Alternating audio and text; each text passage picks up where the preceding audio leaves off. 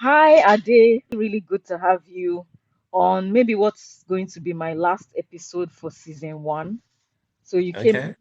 at the right time. You studied microbiology, you hmm worked in IT for a bit, and now you are the area tax head of tax for Sub-Saharan Africa for one of the biggest fast-moving consumer goods. Yeah, So manufacturers. we are really going to unpack that, you know.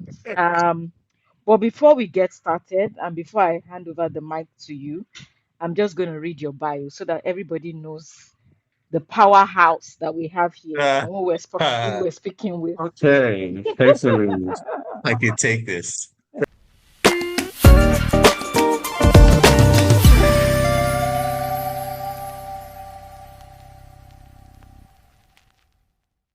So you guys, here is Ade's bio.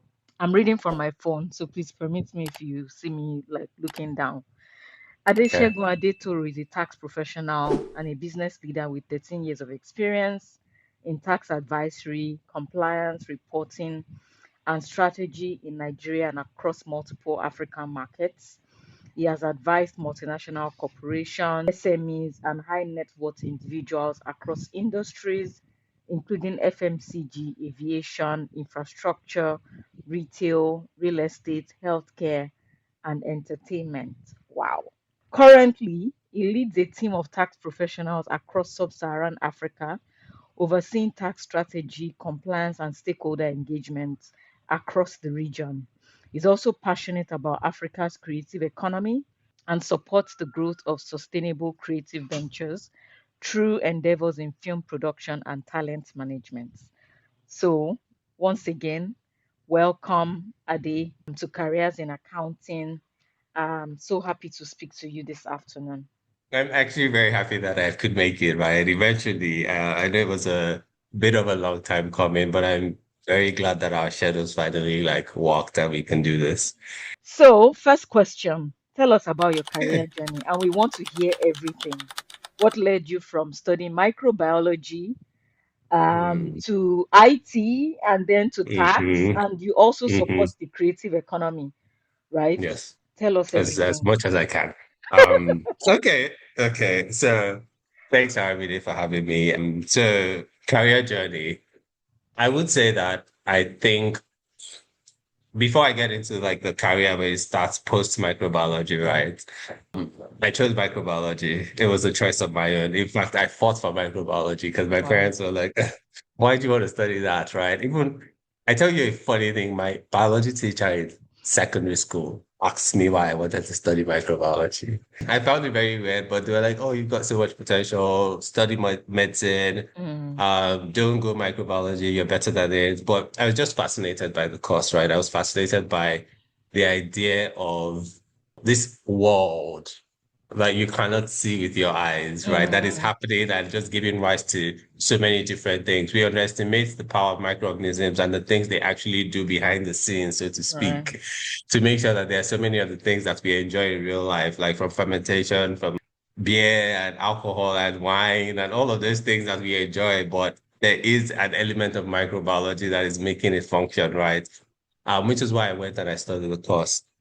But when I was doing my job placement and just before I graduated from university, I had just this very strong inkling that I didn't want to work with it, right? I'd enjoyed the course so much. I had good grades. I graduated with a good result, everything, right?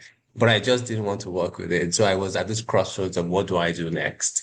Did Mm, NYSC like everybody would do in Nigeria. For those of you that don't know what NYSC is, please just Google it so that we don't get into it here.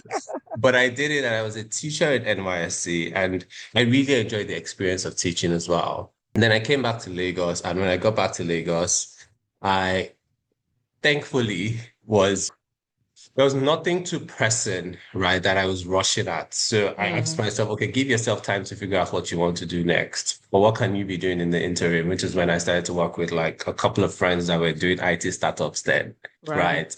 There was a key one that I got, and I say I got a job in an IT startup, but I really got a job in an IT startup because I liked film, right? And they were building some IT apps and technology for the film or creative space, right? Mm, Which is what got me the job. So I was doing that and I started to write about the film industry in Nigeria, right? Wow. And in doing that, that was what then led my foray to film as well. So I actually started film things before I started tax. But in starting working with IT startups, and then I was working out of the co-creation hub there. I've seen all these people that were like really bright young Nigerians coming into the space, creating apps and doing a lot of tech things. But I also felt very strongly that a good number of them were just like how we are as young Nigerians. We want to create, we want to do things. But I felt like they didn't understand the landscape of business and the landscape of just regulatory things and regulations and how to go about doing things. And I started to ask myself, so how do you find that kind of knowledge? Right. Wow. That was what led me to actually researching the big four and actually trying to figure out which of them I wanted to play in. But in deciding on KPMG, which was the one that I eventually got into, I read through their service offerings or the things they provide to their clients, and tax just really grabbed my attention, right? It was a mixture of accounting and law. It was also very in tune with like regulations and how to start Mm, businesses and creative structures and things like that, right? So I was very keen on that. I chose tax, went in very headstrong that it was tax that I wanted, went through the interview stages, got the role. And thus began this 13-year journey of being a tax professional, right? And no regrets whatsoever. I think I had a beautiful career as a tax professional. I've still done film things. It's evolved since then, into from like film journalism to like doing some like consulting and just like business advice to filmmakers as well, to helping them to structure their projects, to helping them raise finance, to also then producing now and just doing a few creative things there here and there in film, with the businesses that I've set up in that space. So yeah, that is really the trajectory of my career in both phases. And if you have any specific questions, we can get into it. I love the way that you've allowed yourself to evolve and you've sort of followed your passion and your interests. Because for me, I find people like you very interesting because me, I always wanted to be an accountant. Went to business, commercial class in secondary school, even though everybody said, oh, go to sciences. And then from there, I studied accounting in the university. And then I worked in the big four. Just, but I'm hearing you say like you allowed yourself to try different things. And Yes. I think for a country like Nigeria, where like, there are not a lot of opportunities, this is something that a lot of young people should know that it's possible. It's possible for you to follow your interests. I don't know, of course, maybe age was on your side because that's also something that stops a lot of people. Really wasn't. And I tell the story because I tell it in a few places where people ask me questions around my career and things, right? I remember doing my interview to join KPMG, and I think at that point I was 25, right? If you know about the big fours and things, smart people go into the big fours, a lot of them Yeah. very young. People that have finished school at 21 are already in big Mm, fours. At 25, 26, you're almost a manager, right? It, yes, true. depending on your track record and things like that, right? So at 25, interviewing for an entry level job in the big four, it felt like I was already too old, right? And I remember my partner then asking me, like, what was one of my regrets? Did I think that I had any regrets in life? And I had to explain to him that between secondary school and university, I spent 2 years at home. And I Mm, spent 2 years at home, not because I was a dull kid. I had great grades. Everything seemed fine. But yeah. I think it was that year that maybe I really wanted to go to Unilag, and Unilag was not admitting that year. And then they Mm. did a combination of two sets the following year. It was just a bit of a shit show anyways. Pardon me if, if I was. But, you know, that particular year, I didn't get into uni. It made me stay at home for 2 years. But in those 2 years, I never felt like those 2 years were a waste, right? I Mm. kind of knew myself more. I did a bit of reading. I figured out a little bit more about myself. Then I went into uni, and after uni, between finishing with my degree and starting at KPMG, 3 years had passed, right? Um, so in the ideal world, there's pressure, right? Yes. There's people telling you that, oh, you've been you're lagging behind, you're not in tune, you're not moving as much as your peers, this, that, that. They will give you all of the reasons why you're not performing, right? Mm-hmm. And there was a lot of pressure on that side. But I was very keen on one thing, right? Which was, I don't think, the way they say the race is not to the swift, right? Yes. I don't think that, it's about that first 100-meter pace, right? You have to understand that this life is a marathon. Mm-hmm. You have to be clear about what your desires are, what your passions are. You have Yes. to enjoy what you are doing. True. Otherwise, there is a chance you will get miserable further down the line, right? Money comes, money goes, all of those different things, right? But I was learning these things in bits and pieces. I was not learning everything at the same time. But if there was one thing I was sure about, it was that when I figured it out and I put in the effort, the results would come out, right? Mm, So I was very keen on first figuring out before running, right? right. Test your hands, make sure that you're comfortable with where the direction you're going, and then run. Otherwise, I just felt like what would have happened to me, or what tends to majorly happen to young people, is that we then get on this path that we've gone. And so maybe like 5 years, 6 years, 10 years down the line, we're not asking ourselves, how did we get here? Like, Mm, did I make the decisions that led me here, or was I just pushed along? right. And then I found myself wherever I found myself, right? So I'm very thankful that the home that I grew up in, even though there was pressure, it was not the kind of pressure that I felt like if I didn't make a decision immediately, things would fall apart, right? And my mother was, oh, my mother, I love that woman so much. She's late now, but she was very keen on, I trust your instinct as a person as well, right? What I'm not going to allow you to do is be a faff around. What I'm not Yeah. going to allow you to Hmm. be is be a nuisance, right? But I understand what you say when you say, I'm trying to figure this thing out for myself before I make a decision. Because she had watched me do it as a young child. She had watched me make those kind of decisions and say, this is what I like now. This is what I think I want to do now. And then when I put my effort into it, I'm really in. Like I can be hyper focused on those things. And she had then said, you know what, I'll trust you in this particular decisions, but I would still advise you and guide you on how I think you should go. And hopefully there's a desirable outcome at the end of it, right? So, so good. Sometimes I ask myself what could have happened if I just tried something else, and I'm glad that, coming into Microsoft gave me the opportunity to try out tax because I would never Mm. have done that on my own. Like me, I was just like, carry me, they go to the finish line. I just want to be CFO.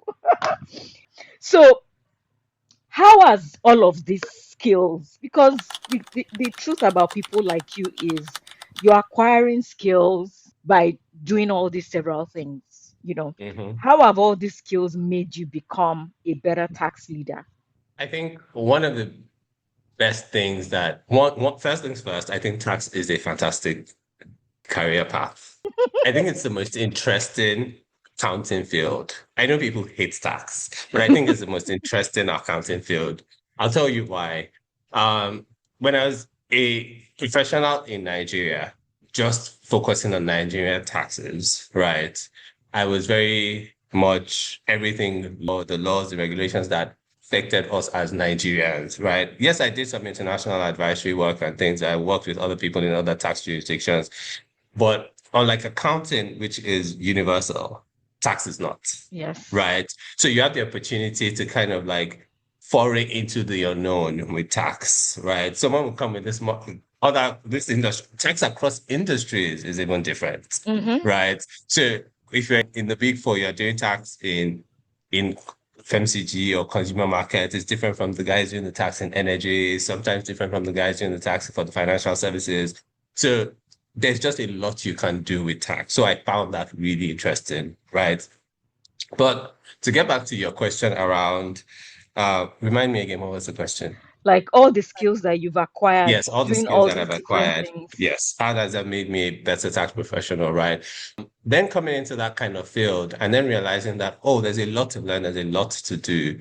The first thing I did was first get into the nitty-gritty of the technicalities of tax because it's also a very technical field. So you have to zone in, you have to read a lot, you have to Mm-hmm. understand a lot, you have to really go to the nitty-gritties. Tax is the one thing that a comma can mess up your entire interpretation of things, right? So you have to start to think like a lawyer while Mm, also being an accountant, right? You have to understand various sectors of a business, right? I think because I had done multiple things, when it then came to like advising and really understanding how to be what maybe the word I should use is consumer tax professional, is to then understand that in tax, you can't just know tax. You have to know tax, you have to know law, you have to know accounting, you have to know the right. business. You So have you to have to know know business. operations, you have to Mm-hmm. know marketing. Because unfortunately for you as a tax professional, especially when you're now in-house or even as a consultant, you have to take tax, but explain the business to other people. Right. Right. So imagine you're having an audit and a tax auditor is asking you questions. They're not just asking you how did you calculate the tax and checking if you calculated the tax properly. They go down to the nitty-gritty of the transactions. Why was this transaction carried out? Mm. What is the reason for this thing? They start to ask you all these deep questions that you're asking yourself, but I'm just a tax person. Why are you asking me these questions, right? But for you to be a great tax person, you have to understand all those other things and how they play into what you're doing in tax. Mm-hmm. Not many fields have to deal with that. There are some people that can come, they do their work in terms of all they do is one bit that fits into a hole, and they can Yeah. do that one bit that fits into that hole forever, and it doesn't make any difference to them because they don't need to know anything else, right? But if you don't understand the other aspects of either the financial statements or the business itself, and think you can do well in tax, you You won't struggle. do as well. So Sure. because I then done all of those different things, it made it somewhat easier for me to want to explore into the knowledge of these other things and how they affect my tax calculations, how they affect my being able to advise when it comes to tax things. Mm-hmm. Because when you know those things, you can already think like the person that you're trying to advise. You can Yeah. already put yourself in their shoes. You can already sort of like think about the bigger picture, right? Because even though tax tends to be very like what's the word I'm looking for? Niche, not niche, but how do they call us? They call us experts, right? So Yeah. whatever. They shall tell us that, yeah, they call us experts. They are not generalists, as it were, right? Even though it can be such an expert field, it's an expert field that most of the time you do great at when you also have a lot of generalist knowledge, A right? So lot. that in itself really helps in how I approach my profession as a tax professional. Maybe if I met you earlier with this convincing arguments, I would have gone for tax instead of audit. I really love the way that you explained the profession. And you are right, when you go for a tax audit, they're not just asking you VAT, withholding, they're trying to understand like what led to this transaction, what did you Mhm. guys do, what's the thinking, where are the contracts, what are the terms in the contract, and what are the tax Exactly. implications of all of those. So I really love that. Exactly. So thank you so much for taking us through your career journey. Looking back through your 13 years, what would you say were the major turning points? I know that you just, and I really want to hear about your new role, by the way. Okay. I think it's really amazing from leading tax in for Nigeria and now to the rest of Africa. And yeah, so let me not talk too much. So tell What us. what what were the most pivotal times? I've had a lot of pivotal times. I think the decision to join KPMG, I thought was like it couldn't have come at a better time, right? Mm, I started it and I felt like I'd hit solid ground with what I wanted to do in my career, right? And I really put my heart into it. Unfortunately, a year into KPMG, I lost my mom. It so sorry destabilized to me a hear little that. bit. Um, but kind of like went through the second year of my time in KPMG. It was a bit of a rough time, but I think there were people, right? There were certain people in KPMG that are still in my life till today that were very key then. And I don't want to talk about just moments that are about me, but about the people Mm, that were placed along the road to this point, right? And they kind of like really encouraged me to just, you know what, we know that it's a tough time, don't let this tough time define you, right? Mm. Um, take your time, keep doing your best and all that. And they kind of really saw me in that moment, and it just really propelled me to continue because I almost quit. I'm not Wow. even gonna lie. I almost quit in that second year. I was just like, what's the point? Can imagine. Grief does things to you sometimes. And I was 26, going on 27 around that time. But I stayed in, I continued working. And then at some point, I also had the performance manager that really gave me some insights to what leadership could really be like, right? Mm. Leadership that was not based on fear, right? That was not based on I'm your boss, so you have to listen to everything I say to you. Leadership that was nurturing, there was coaching in there. I think those two things really opened my eyes to, and very technical as well, very knowledgeable people, because I Mm. really love smart people that empathetic, kind, and know how to disseminate information. I tend to really dislike smart people that are very arrogant about being smart, right? But that's just a personal thing for me, right? Um, I tend to really love when you're smart, when you understand something, but you are able to really take your time and articulate it to someone else, right? It really helped me in that space, right? So those people were kind of really pivotal. But beyond me starting, when I also got like first my ACCA qualification and then secondly my ICANN qualification. In fact, another pivotal time was when I first failed. But I didn't see before then. I don't know if I had ever actually. I probably got in a D or an E or something or somewhere along the line. But I was a kid that really got good grades, right? Mm. Failing and failing as an adult in this field that I thought that I was breezing in really did a bit of a number on me. So I took a break for like 9 months. I was like, can't believe I failed. But then I went back at it, finished it.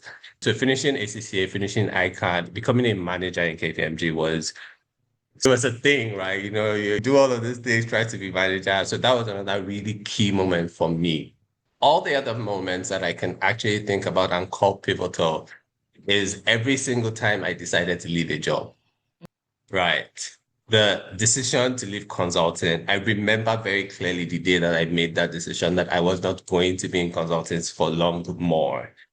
And I communicated it to my employers, as it were, at the point. And I think they just thought I was joking, right? But I was like, I see that because I was doing well in consulting Mm. personally, and I think even externally to people, I was doing really well. So it just didn't make any sense that you're doing so good at something. Why do And you you want want to to leave? leave? Most times people think you leave because, you're frustrated with your job or something. But I really just knew at that moment that I wanted something else. I didn't know what it was yet, but I communicated it. But along the way, during that whole year, I knew it at the beginning of the financial year. And by the last day of the financial year, that was my last day in consulting, right? So that year was kind of like the map of that year that really like took me into industry. The decision to also leave my first industry gig to come into where I currently the entity that I am now. So I moved from managing in KPMG to another entity where I was doing Nigerian taxes, right? And I was like a year and a couple of months into that when I got a call saying there was this role in my current entity that managed not just Nigeria, but West and Central Africa. And I was like, what do I know about West and Central Africa taxes? You know, but the person was like, you know what? I think they haven't like had the chance to fill this role, or they've been a lot going on with them filling this role. I think you should interview. I told them I'll think about it. I went back. I first came back and said I hadn't spent too long in my current job, so I didn't want to leave. But then I went back and I really read the job profile and the responsibilities, and I just found it rather fascinating. And I was like, this could be an avenue to just learn so much more, right? Why not? And then something clicked to me. I just sat there and I was looking at this role and I said, you know what's going to happen to you?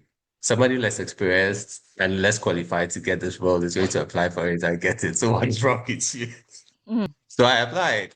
And then I got the role and I started to manage West and Central Africa for the business, right? And just that decision in itself, I think, was probably also one of the better decisions that I made in my career, right? Some of the decisions that I even made, the decision to do ACCA rather than ICANN, I thought was a very great decision for Yeah. me. I still did ICANN post doing my ACCA. Obviously I got the exemptions I was going to get, but I still did it. But I really enjoyed doing that particular professional exam because it opened my eyes to a lot of more structured programs. Mm. I really enjoyed it.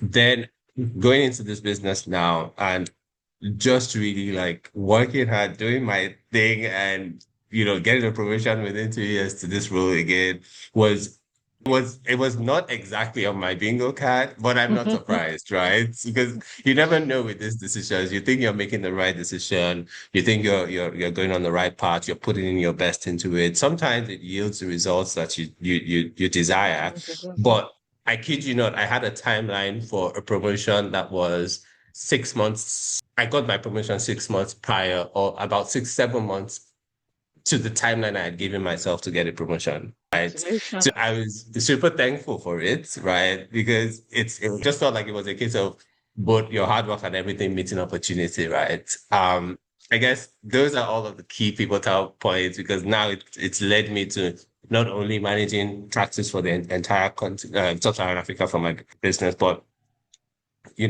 also having me have to relocate from Nigeria to do that work, right? Also like new experiences and new scenery, new everything, right? Which I'm still settling into. But I think that's about when it comes to like pivotal places in my career that have happened. I love your story, especially because you acknowledge people. Um, I'm somebody who also, I always acknowledge people because things could have worked so hard, and like it's not Yes. everybody that worked at KPMG tax that has the great career that you have, and it's not even everybody that came out with good grades, in university Yeah. that had a good trajectory. So I love that you deliberately acknowledge people and the role that they played in lifting you up. I also really like that you did not talk about your journey without its challenges. I can't imagine what would have happened if you had resigned in your second year. Maybe things would have still aligned. Yeah, We will maybe never know in a different way. We in never a know. different no in a different way. So I really like the fact that you are highlighting that it has all been ups and ups and ups. There've also been down times, and you've taken us Mhm. through how you navigate or how you navigated those down times.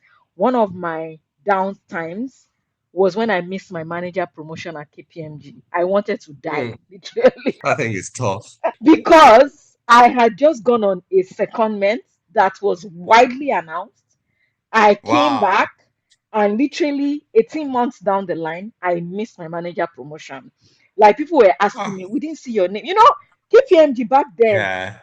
I think October everybody's 1st, waiting. October 1st, log into your laptop like this, just see The thing just congratulations. shows. Oh my God. So everybody knows, like audits, Wow. people that are in audits, people know everybody that's supposed to make the cut. So when you don't make the cut, Hmm. it's painful, Mm, it but is.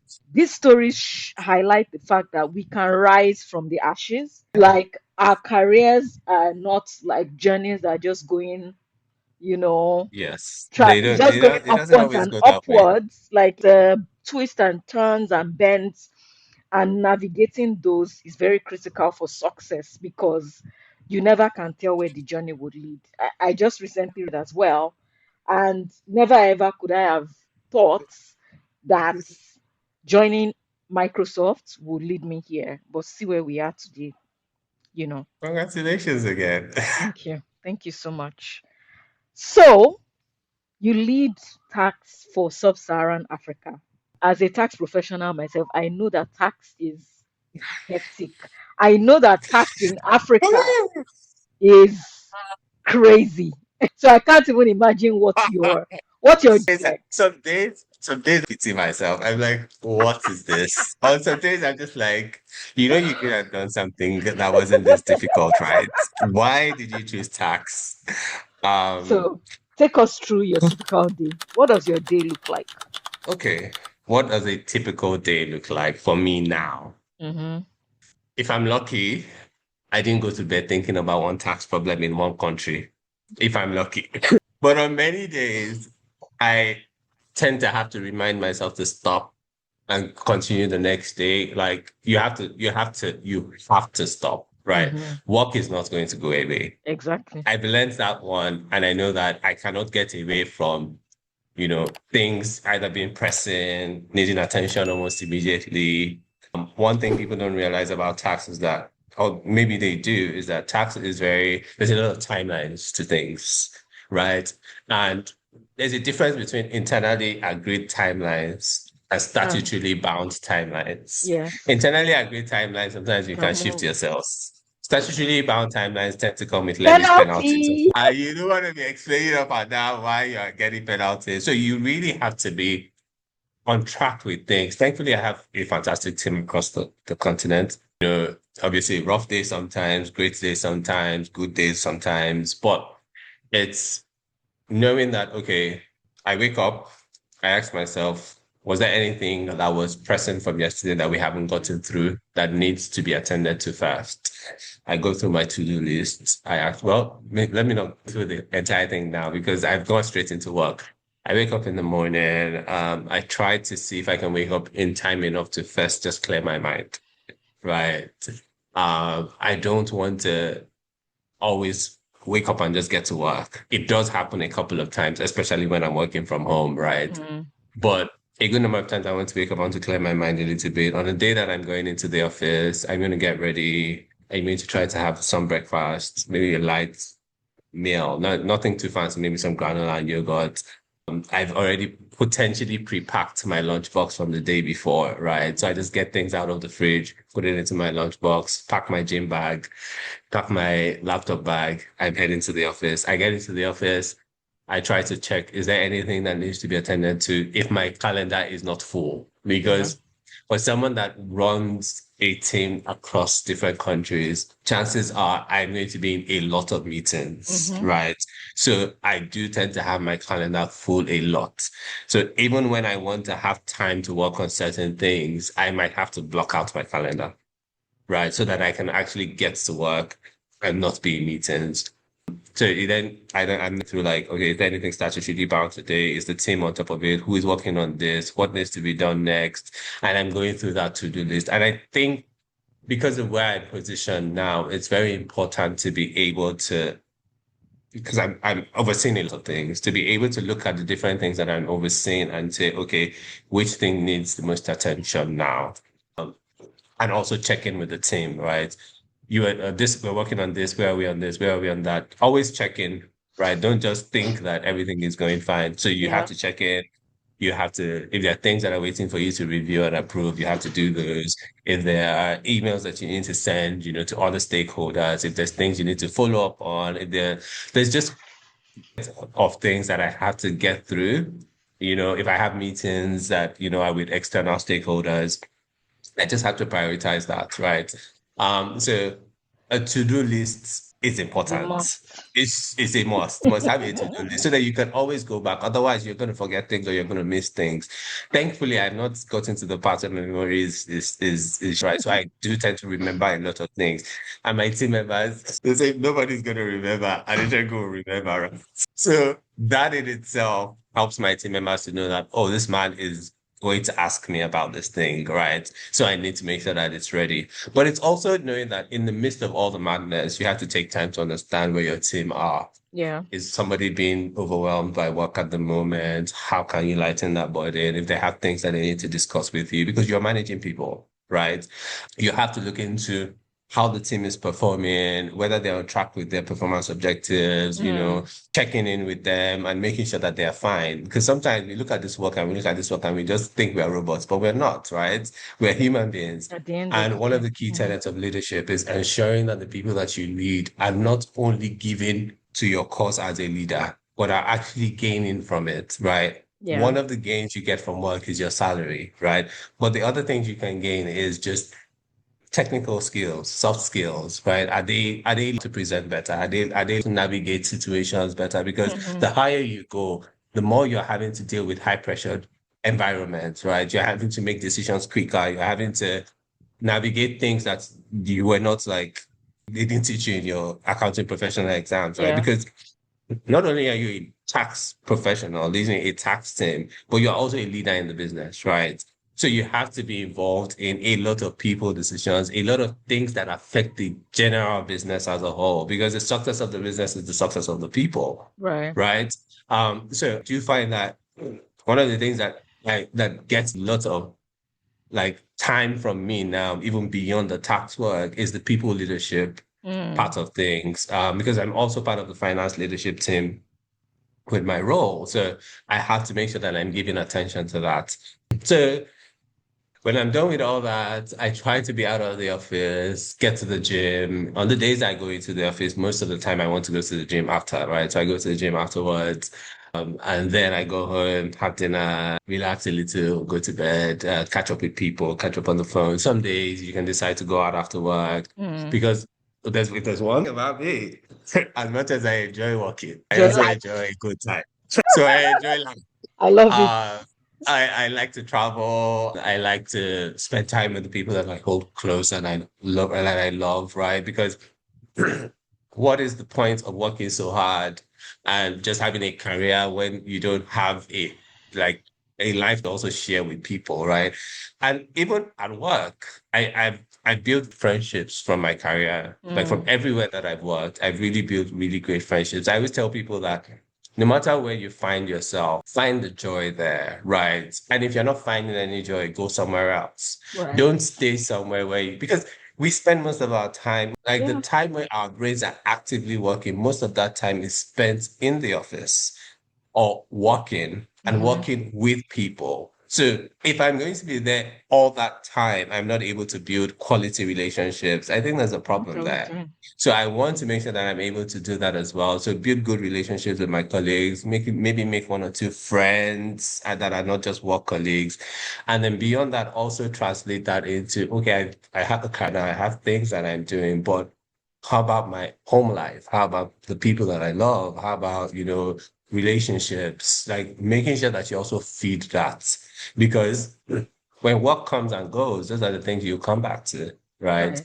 So that in itself is also very important. Find some time to also hang out with just like human beings and not just your laptop and ChatGPT. I love it. And I like the fact that I mean, you're because your job high pressured, very demanding, long hours, but you still find time. And I think that we don't talk about this enough. When we talk about career development and career success, this is one part that we leave out. So I'm happy that you actually did mention these bits. I love a well-rounded life. I think that's what we should all aim for. It's too important. Exactly. Yeah. Yeah. So, skills. Let's talk skills. Hmm. Technical skills. Someone watching, they want to be tax professional. What are some of the technical skills and maybe soft skills that you need to succeed in this career path? Technical skills, I would say be curious, right? I know that people talk about technical skills and they'll say like business communication. Mm, If you're curious, you would go and ask yourself, what are the things that I need to know here? As a tax professional, you have to understand how to read regulations, laws, and interpret them. You have to know accounting, right? So you can't be a tax professional without an accounting qualification. Pick the one that is most suitable for you and do it, right? mm, Then also, like in terms of, so let's see, which other technical soft skills will I look at? Yeah, those two things, because when you're curious and you do your accounting qualifications and all of that, you start to get the nitty-gritty technical tax knowledge, right? But yes. beyond that, like look for other tax technical things to read up to learn, read articles, read journals, read laws, decided Mm, cases. All of those things are very important as a tax professional, right? But beyond that, also, like I said, soft skills. Soft skills are important. How are you a good communicator? Know how to write, very important. like know how to be concise, know how to. Most of your work as a tax professional is taking really technical things and translating it for the non-technical guys. So Mm, you need to know how to communicate complex matters into simple nuggets, right? So that someone mm, gets it. Um, You also then need to know how to collaborate. Very Unfortunately, important. you cannot do tax by yourself. It's not possible. You have to collaborate with other people in finance first. Mm-hmm. But you most likely you have to collaborate with lawyers, you have to collaborate with like just people in general. If you are in consulting, you have to go and know people in the government's office. So in the tax offices, you need to be able to like interact with human beings, right? Mm-hmm. You have to build your soft skills of, empathy, like curiosity of people, learning how to like network. And I don't mean network because networking can look so like parasitic, Collecting diabolic, but have business an cards. interest for people, have a conversation with a person, um, ask them questions, listen to what they say, like just engage people because no matter what you do, you're going to have to lean on them for one thing or another. Either it's the person that prepared the financial statements that you don't understand something, you need them to clarify it for you, right? Or someone at the tax office that, oh, you're having a problem with a technical tax portal thing, and you need Mm. someone to help you deal with something from the back end, right? So some of those things are the things that are really going to help you be such a better professional, right? I think another thing that more and more people need to then know how to do is to like maybe just ask themselves questions around the business that they're working in, right? Do you like the business? Do you understand the business? Do you know where it's going, right? Are Mm. you seeing the bigger picture, right? And how do you fit in? Right. Don't don't just be a person that clocks in at work and clocks out at the end of the day, right? Really plug into where you are because I think it's when you're plugged in that you pay attention. You pay attention to the things. You pay attention to how much more you can actually bring to the table, right? Mm. And those things matter.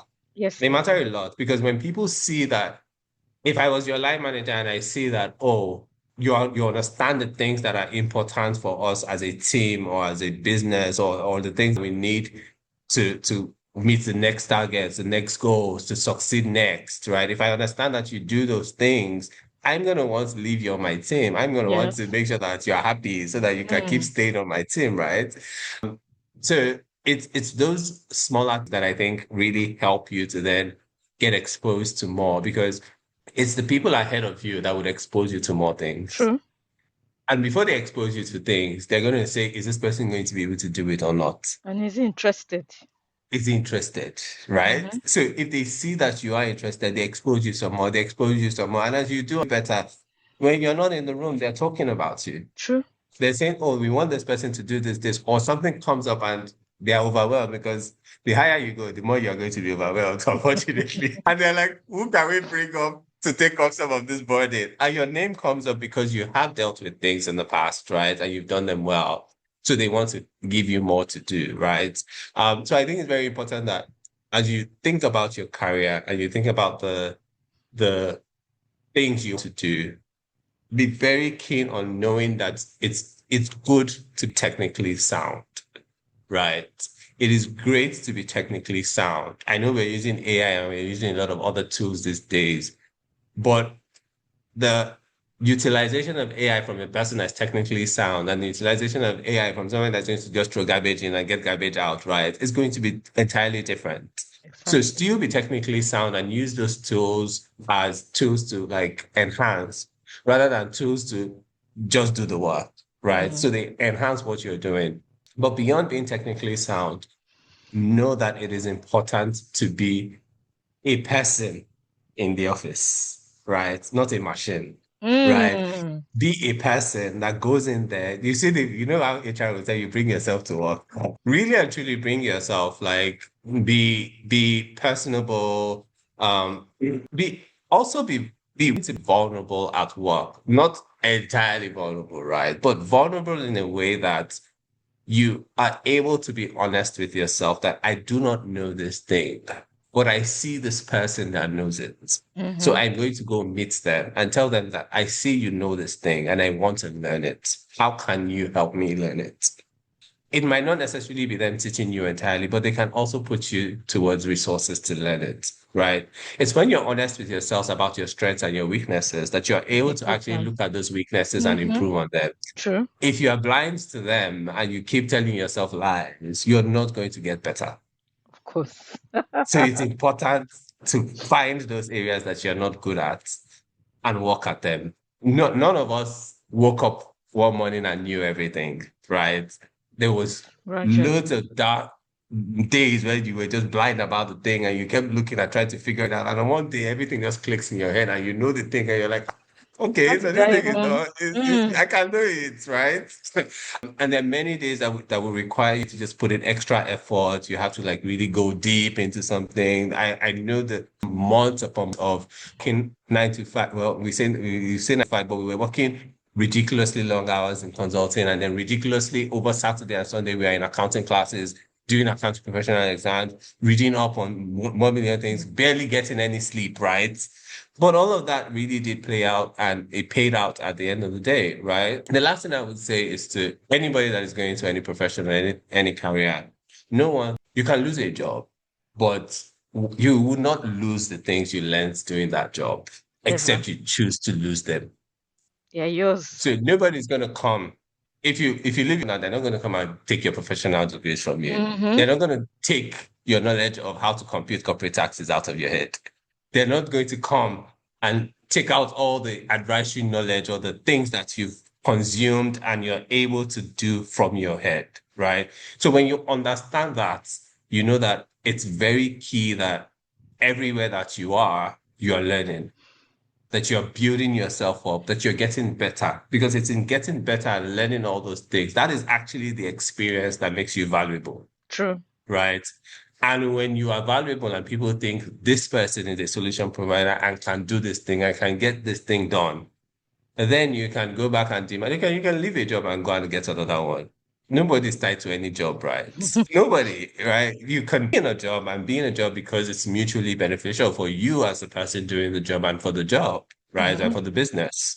But you have to build yourself up to the point where you are not arrogant about your capabilities, but sure of the fact that you as a person in that job bringing value to the job, right? And if that value is not being reciprocated from the job or you're feeling frustrated in it, then maybe get another job, right? Don't sit in frustration. I always tell people if you are not enjoying something or you're frustrated about it or you think that, You're oh, not a you're starting to tree. get to that point, Mm-mm. you're not a tree. Exactly. Move. You can Yeah. move. Just move. Find something else. Because it's important for you to also enjoy what you do and to be able to really go in and give the extra to the work because you actually genuinely like it. Right. So yeah, Thank you that's so it. much. I think that was a master class for anybody just starting out their career, anybody that's currently in a career path where they're not seeing growth. Sometimes we always blame the company, but sometimes we are the problem. Yeah. We are the problem. Yeah. I think that was absolutely wonderful. Anybody who watches this, that's excellent advice. I should actually go back and watch and take some notes from everything that you said. So let's talk about AI. You talked a bit about AI. AI, Uh, tax uh, professional. What do you uh, see happening in the next 5 to 10 years? Do you think that AI will start doing tax audits on behalf of organizations, or how do you leverage AI today as a tax professional? What do you think that will look like in the next so, five to so, ten so years? everybody's using AI these days, right? I think some people are using it well. Some people are like really saying no to it. Some people are just like, oh, this thing. I was very glad when they said, I think that was the first set of studies they did with AI, and they said AI was really faltering with taxes. That if there's one thing it doesn't really know how to do, yes, it's taxes. But if you just hold on to something like that and don't plug yourself in, what is going to happen is that the world will move, right? And you just be stuck behind. But I don't see a way where AI is just going to be doing everything, right? Tax is complex. Tax, like I said, a comma can change everything, right? AI tools are still learning a lot of different things. But I also think that as a tax professional, you have to understand that AI is a tool that you can leverage. Like you can leverage it with because if you're using Copilot, you can even go and find things that you've written before and kind of like just collate information faster for you. Mm-hmm. Um, and you can really then go through things a little bit especially when you're in a hurry, right? What I don't subscribe to with AI is if you just solely then become dependent on it, Yeah. right? With everything is AI, right? Like you let the AI do the thing end to end because they would always tell you, even if AI writes something for you, go back and proofread it and look at it and read it and make sure you edit it or do whatever you need to do, right? So don't throw AI away, but don't rely on it entirely because you still need to understand laws. You still need to Yes. understand that the way you're going to do it for scenario A and scenario B would likely be different because if the facts of the case are not the same, Mm-hmm. then chances are you cannot get the same results, right? It's Right. it's as simple as when they tell you, oh, there's this judgment that was just, oh, these people took this case to court and they won, and that you have the same case. But if you don't go and look at the facts of the case and check whether you really truly are the same, then you can't rely on their judgments, right? Mm-hmm. You can use it as advisory, but you can't entirely rely on it. I think it's the same thing with AI, right? Don't just sit with AI and think that, oh, AI is going to come and take away everything, or AI is going to be using, even with companies, I would not subscribe to you just thinking you can just throw AI into things, especially with something like tax. You still need a professional that's going to like look at whatever the AI has done or Right. use the AI to kind of elevate whatever they want to say to you. You can use AI to summarize things. You can use AI to rewrite things. You can use AI to like quickly search for things. You can use it for a number of things. So don't totally ignore AI. I don't think in the next 5 to 10 years, I'm not, to be fair, I know because AI is not really my forte, right? Yeah. But at the same time, I really don't think that in the next 5 to 10 years, we will not be saying, oh, there's less tax professionals because AI is doing everything. Because the governments themselves, have you seen governments are running after tax revenue? They need the money to run the economies, right? They really do. And they're always changing things. There's always something new, right? True. Yes, AI can help in getting all that information and analyzing it, right? But I don't know how easily AI will come and give you advice, right?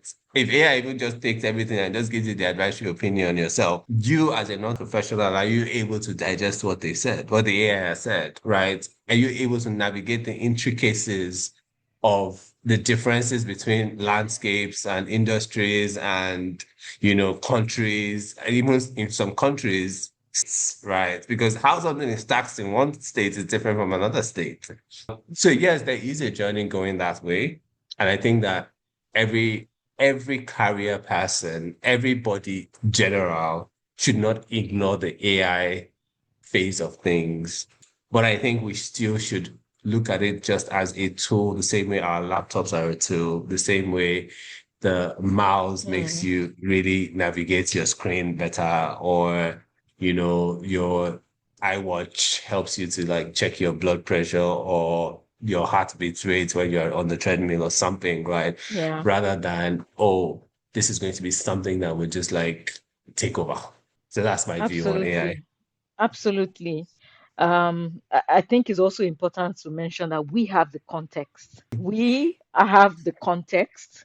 And Yeah. if you don't have, and AI doesn't have that context except you give it, right? Yes. And AI does not understand the nuances, right? It does not You can train understand. it. You can train it, Uh, but the like is always changing. And you're the yes. one that deals with the tax authority. You're the one who knows how they think. You are the one who knows how they assimilate information, what kind of information they will request because you've built Mhm. experience over time. And that's not Yeah. something that AI can do for you without you training it, you know? Yeah. I think there's certain things within the tax space you can also easily use AI for. Like you want to do trend analysis, you want to look at some things, there's so many different things you can use it Yes. for, right? And that you should use it for. But like you said, and especially because we are on the African continent still, right? A lot of things are not as developed as True. other clients, right? You're still going to have to go and deal with one TC in one office that is, Oh my God, I'm so really glad I've running covered after all of this. that. It was a lot. It I really was. want to just, meet their target and, all the things you're saying, it's just going in one year, going out the other year, right? I always say navigating the tax landscape in Africa is not for the faint-hearted, It's right? not. You really have to be on, right? You have housing order, but you also have to be able to navigate complexity Mm-hmm. because we have loads and loads of complexity. And I think that continent, like our systems get more and more into the space wherein it does not feel like an adversarial relationship between tax authorities and taxpayers, right? Because that sometimes feels like the way it is. It almost feels like it's at each other. Because the truth of the matter is, why am I here? I'm here because you laid down certain laws, you've laid down certain regulations, you've laid down certain compliance requirements for me to follow. And I am trying to follow it, right? Yes. As an enforcer, I want you to come and tell me, oh, this is how you're doing this is how you should do this better, or this and that, right? And I want to be able to do those things. But I find sometimes that, it can feel very much like a police and thief situation, right? And I'm like, hold on, this We're thing on the together. I same thought page. we are Like on the same we're all page. trying to work towards the same goal. Like Exactly. I get So it. I really want to feel that to be just better over the years I as the hope years go so. by. Because most of us, we as tax professionals, me personally as a tax professional, whenever I'm talking to the people within my business, I always tell them, you think the shareholders and all these other people are your biggest stakeholders? No, your biggest stakeholders is the government, right? Because they do those regulations, they do everything. Do you know Yeah. that as a loss-making company, the government has made their own profit? Because you've charged VAT, they've collected it, they didn't do anything. They just get them the VAT, right? They've collected it. You haven't made profits, Mm. but they've collected VAT. There are other kind of levies and taxes and things that just by you being the Yes. government has collected. It is now that social contract that feels to falter sometimes on this side of the pond, right? Where you then think, but I'm giving you all of this money from my own activities, right? Just make it easier for me to actually make money. Do Yes. you get? And sometimes it falls through the cracks. So no matter what, like I said, AI, it can't take over, at least not yet. It will be There's still a useful, lot of but there's still a maturity. lot that needs to happen. And as the continent and as tax continues to evolve, I think, you know, they say the only two that are sure in life are what? Debt and taxes. Hmm. So yeah, tax people they will still have job. Good to hear that. Thank you so much.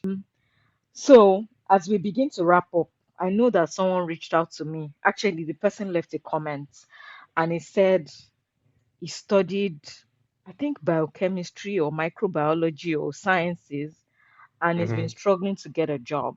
Okay. So I'm asking you this now as a final question. What kind of advice would you give to that person? Because they asked me, oh, they studied one science course, they've been struggling to get a job, and they were thinking of coming into the accounting space, or one of the careers in accounting. So, given that you had the same background, what would be your advice to such a person Okay. watching this So right they now? already have an interest in accounting. So fine. Um, if they have a keen interest in accounting, let them figure out what space and field they want to apply their trade, right? Do a bit of research, ask questions, talk to like professionals that have gone ahead of you, ask them critical questions. Like sometimes when people say, "Oh, I need advice and everything," if you haven't done any research, right, whatever I tell you might fall on Mm-hmm. ears that are not mature enough to hear it, True. right? So you need to do a bit of research. You need to also look inwards. Why job right now? Or what exactly are you looking from a job? Are you just Mm. seeking a salary? Are you looking for a career? Are you looking for where you can train and learn and because all of those things affect where you go to, right? Because you can go into industry right from the bat and Mm-hmm. be an accountant in a company. They will pay you a decent salary and you can potentially grow in-house, right? I went to consulting because I really wanted to learn a lot. And the consulting grounds are a grounds for training and you learn a lot of things, but they're also a ground that you do a lot of work, right? So they would take from you too. So if he knows that he does not mind that, then I would really suggest consulting. I'm a strong advocate for consulting to start off your career, not because it worked out well for me, but because even people that I know at any stage that they left consulting, they learned something. Yes. You will learn things in consulting, even if it's just how to work with people and, how to like even package yourself, right? You will learn something in consulting. So I tend to advocate for consulting. But if consulting is that, they want to be in, then just really and truly, if you like the accounting field, is it auditing, is it tax, is it a big four, is it a Mm-hmm. small mid-tier firm? Be open, apply for things, go there, be yourself in there. What you also don't want to do is misrepresent yourself, Mm. right? You don't want to go there and try to like play or act like someone that knows something that, I want, it's because that job, I think it will pay me well. Let me go and pretend as if I can do it, right? Don't do that, right? Especially if you're young and you're just starting out. A lot of entry level jobs are jobs that you will get into and you will learn on the job. So go consulting is a good place to go to talk to the people around you that have gone on those similar paths. Ask them critical questions that in your research something was unclear to you. Mm-hmm. There's a way you ask a person a question and they will know that this person, okay, has thought Has about done it. his own homework. There's a way you will come and ask me a question and I will know that you are the work that you could have opening Google, you haven't done it. Right? So do that and then start. And when you start, don't be in a hurry Mm. to blow. That, Don't be in a hurry to just get the results. More and more, I find that people don't want to be patient with building skill, building like tenacity, mm-hmm. building like structure, building routine, building just themselves as a whole. Many people just want to come in and everything should fall into place.